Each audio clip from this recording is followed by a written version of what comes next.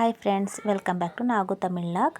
இன்றைக்கி வந்து sleeve cutting தான் பார்க்க போகிறோங்க. எப்படி அளவு ப்ளவுஸ் கொடுத்துருப்பாங்களே அந்த ப்ளவுஸ் வச்சுக்கின்னு அந்த ப்ளவுஸ் வச்சு அப்படியே எப்படி கட் பண்ணுறது ப்ளவுஸு ஸ்லீவு அப்படின்னு காமிக்க போகிறேங்க.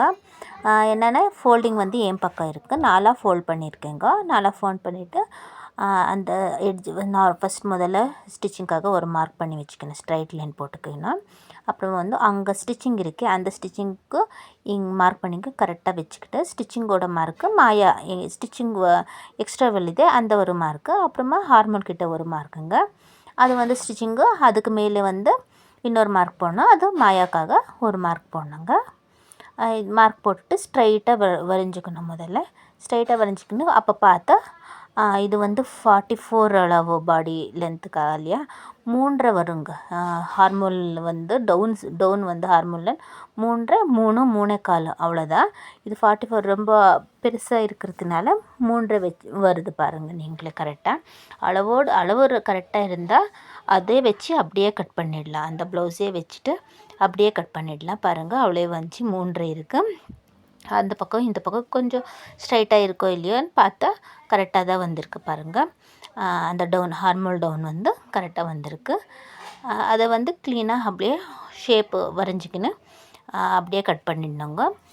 பாருங்கள் நீங்களே, ஒரு சைஸுக்கு வந்து எவ்வளோ ஹார்மோல் டவுன் எடுக்க கொஞ்சம் இதாக இருக்கும். 42 44 46 அங்கே அளவு இருந்தால் 3.5 எடுத்துக்கணுங்க. 3.5 3.25 3.25 அந்த அளவு. இல்லை கரெக்டாக அங்கே 30 32 அவ்வளோ இருக்காங்கன்னா அவங்களுக்கு 3 2.25 3 இருந்தாலே போதும். ஹார்மோல் டவுனு இது வந்து பெருசாக இருக்கிறதுனால சைஸ் வந்து இதுக்கு அவ்வளோ எடுத்துக்கணுங்க. பாருங்கள், இது வந்து கொஞ்சம் எக்ஸ்ட்ரா பீஸ் கொடுக்கணும். அது வந்து நான் ஸ்டிச்சிங் பண்ணும் போதே அங்கே வந்து மார்க் பண்ணிக்கின்னு ஃபஸ்ட்டு அது எக்ஸ்ட்ரா பீஸ் கொடுத்து அப்புறம் மார்க் பண்ணி கட் பண்ணிக்கிறேன்.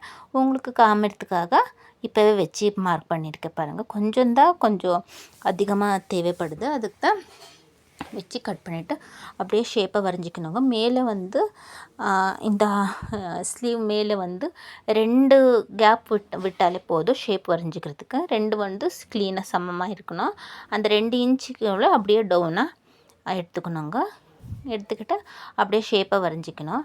ரொம்ப ஈஸி தாங்க, ரொம்ப ஈஸியாக இருக்குது. நீங்கள் ஒரு வாட்டி அளவோடு ஸ்லீவ் எடுத்துக்கின்னு அப்படியே பண்ணிடலாம்.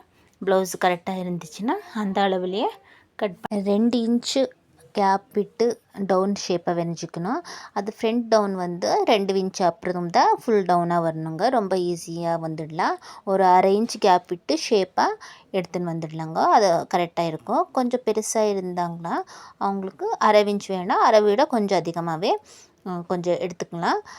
இல்லை எல்லாருக்கும் நார்மலாக இங்கே ஃப்ரண்ட்டையும் கேப் விட்டுருக்கோம் இல்லையா, அதுக்கு பாருங்கள் இதில் அரை இன்ச் கூட இன்னும் கொஞ்சம் ஜாஸ்தியாகவே இருக்குது. ஏன்னா இது வந்து 44, இது பாடி மெஷர்மெண்ட் வந்து 44 இருக்கிறதுனால கொஞ்சம் அதிகமாக எடுத்துக்கணும். ஏன்னா கொஞ்சம் அந்த கை இப்படி பண்ணும் போதில் டைட்டாக வரக்கூடாது, அதனால் வந்து கொஞ்சம் அதிகமாக எடுத்துக்கணும், அவ்வளோதாங்க. அங்கே ஒரு நேச் போட்டுக்குன்னா ஹார்மோல் கிட்ட போதும். அப்புறமா அந்த பாடி பீஸ் அந்த ஹார்மோனில் வரைஞ்சிருக்குமே அது இது அளவு கரெக்டாக இருக்கணும், ஒரு செக் பண்ணி பார்த்துக்கணும். பாருங்கள், இவ்வளோதான் ஷேப் வந்து ரொம்ப ஈஸியாகவே கொடுத்துடலாம். அந்த 2 இன்ச்சு அளவு டவுன் வந்தாலே போதுங்க, ரொம்ப அதிகமாக வேண்டாம். 2 இன்ச்சுனா அது ஃப்ளாட் பண்ணுனா 1.5 இன்ச்சு 2, இது வந்து பெருசாக இருக்கிறதுனால 2, இல்லை நார்மலானா 1.5 இன்ச்சு 1.25 இன்ச்சு அவங்க பாடி மெஷர்மெண்ட் அளவோடு தான் எல்லாமே சேஞ்ச் ஆகுங்க, அவ்வளோதான். பாருங்கள், ரொம்ப ஈஸியாக. என் சேனலை சப்ஸ்கிரைப் பண்ணுங்கள். தேங்க்யூ ஃபார் வாட்சிங். தேங்க்யூ.